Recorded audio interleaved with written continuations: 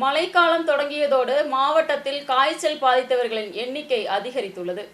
இந்த மாதம் இதுவரை 4506 பேருக்கு வைரல் காய்ச்சல் பாதித்துள்ளது.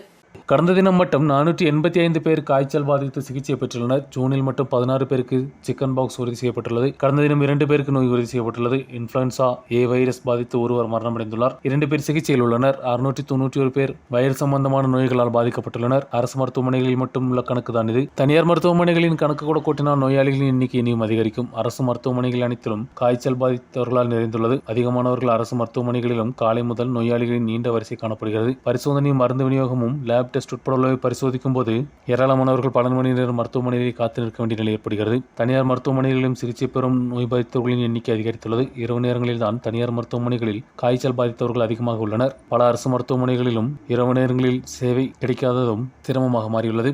காய்ச்சல் பாதித்த சிகிச்சைக்கும் மருந்துக்கும் பரிசோதனைகளுக்கும் தினந்தோறும் அதிகமானவர்கள் மருத்துவமனைகளுக்கு வந்து செல்வது மருத்துவமனையில் ஊழியர்களுக்கும் மருத்துவர்களுக்கும் சிரமத்தை ஏற்படுத்தியுள்ளது.